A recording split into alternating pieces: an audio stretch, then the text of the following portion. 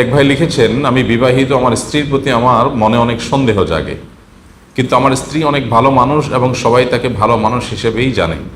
তবুও তার প্রতি মনের ভেতর খারাপ ধারণা চলে আসে, যেমন সে অন্য ছেলের সাথে কথা বলে ইত্যাদি।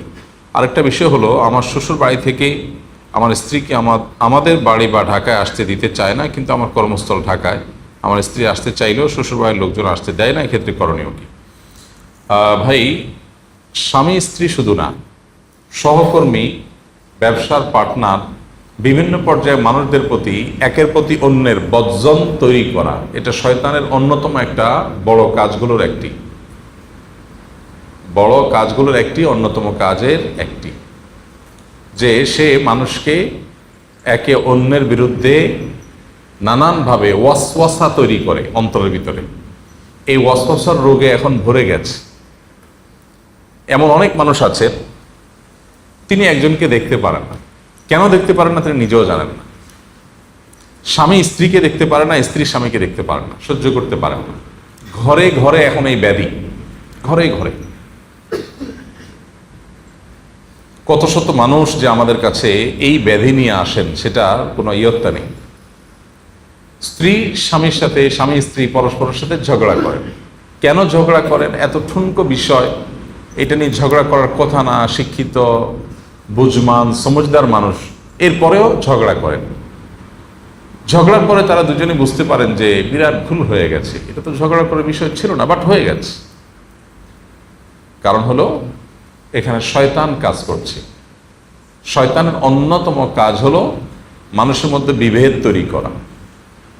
মানুষের বিভেদ তৈরি করা হলো শয়তানের সবচেয়ে বড় প্রকল্পগুলোর একটি। একজন মানুষ নামাজ ছেড়ে দিলে শয়তান এতে খুশি হয় না। একজন আরেকজনের সাথে সম্পর্ক নষ্ট হলে, বিভেদ তৈরি হলে, বিশেষ করে স্বামী স্ত্রীর মধ্যে বিচ্ছেদ হলে শয়তান যত খুশি হয়। সহিহ মুসলিমের সে হাদিসটাতে আমরা অনেকেই জানি যে শয়তানের সদস্যরা বিভিন্ন রকমের অপকর্ম করে আসার পর শয়তানের কাছে যখন রিপোর্ট দেয়, শয়তান সবাইকে বাহবা দেয়, কিন্তু যখন কোনো এক সদস্য এসে বলে যে আমি স্বামী স্ত্রীর মধ্যে বিভেদ ঘটাই দিতে পেরেছি, শয়তান বলে তুমি কাজের কাজ করেছো। তাকে সবচেয়ে বেশি বাহবা দেয়া হয়। এবং মদ এবং জুয়ার অপকারিতা কোরআনে আল্লাহ বলতে গিয়ে বলেছেন যে শয়তান কি চায়? আইয়ুকি আবাইনাকুমুল আদাওয়াতা ওয়াল বাগদা। শয়তান তোমাদেরকে এগুলোর মাধ্যমে তোমাদের মধ্যে শত্রুতা আর বিদ্বেষ তৈরি করতে চায়। এটা শয়তানের প্রজেক্ট, এটা শয়তানের প্ল্যান। তাহলে এখন করণীয় কি? বিশেষ করে স্বামী স্ত্রী যিনি প্রশ্ন করেছেন, খুবই কমন একটি প্রশ্ন।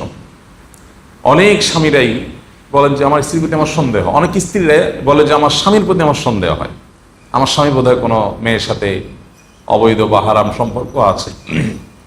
আসলে কোনো তথ্য, প্রমাণ, দলিল, আলামত, চিহ্ন কিছুই নেই, কিন্তু মনে হচ্ছে। এই যে মনে হচ্ছে, এই মনে হওয়ানোর কাজটা যে করে তার নাম কি? ইবলিস। কোরআন এবং হাদিস তাকালে আমরা দেখি শয়তানের মৌলিক সবচেয়ে বড় কাজগুলোর একটা এটা শয়তান করতে চায়। এই জন্য কোরআন খুললে আপনি দেখবেন বারবার মানুষকে আল্লাহ রাব্বুল আলামিন একে অন্যের প্রতি হোসনে জন করার জন্য, পরস্পরের প্রতি আপনার পজিটিভ চিন্তা ধারণা করবার জন্য আমাদেরকে আল্লাহ নির্দেশ দিয়েছেন। নবী সাল্লাল্লাহু আলাইহি ওয়াসাল্লাম সে নির্দেশ দিয়েছেন। এক জেহাদ থেকে ফিরে আসার পরে, সফর থেকে ফিরে আসার পরে সাহাবীরা এক ব্যক্তি যখন তাদেরকে সালাম দিয়েছে, তারা মনে করেছেন যে লোকটা অমুসলিম এবং সে শুধুমাত্র সালাম দিয়ে এখন মানে রণাঙ্গনে যুদ্ধরত অমুসলিমদের দলের একজন, কিন্তু সে এখন সালাম দিয়ে ভালো মানুষ সাজতে চাচ্ছে। যেহেতু শত্রু পক্ষের লোক মনে করে তারা তাকে শেষ করে দিয়েছে। নবী করিম সাল্লাল্লাহু আলাইহি সাল্লামের কাছে আসার পর নবীজি যখন ঘটনা শুনলেন, জানলেন, আল্লাহ ওহী নাজিল করলেন। নবীজি কি বলেছিলেন? হাল্লা শাকাক্তা কালবা। সে মুখ দিয়ে সালাম বলেছে, এটা তার অন্তরের কথা না, এটা কি তার অন্তরটা কেটে তুমি দেখেছ?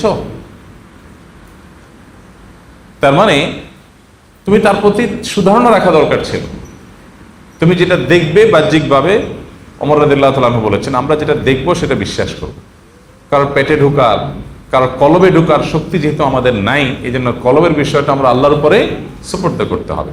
স্বামী স্ত্রীর মধ্যে এই সমস্যাটা টু মাচ কমন। শুধু স্বামী স্ত্রী না, পার্টনারদের মধ্যে, ব্যবসায়িক পার্টনার, দিনী কাজের পার্টনার, বিভিন্ন পার্টনারদের মধ্যে এই জিনিসগুলো অহরহ হয়।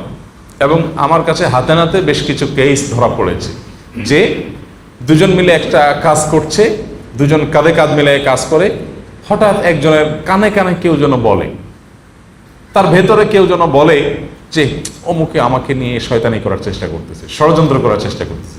পুরো জিনিসটাই অহেতু, আসলে বেচারা মনে হয়তো কিছুই নাই।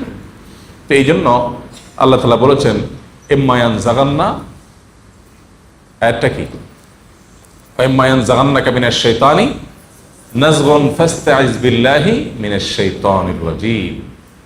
এই জন্য প্রধান কাজ হলো শয়তান থেকে আল্লাহর কাছে পানা চাইতে হবে। শয়তান থেকে আল্লাহর কাছে কি চাইতে হবে?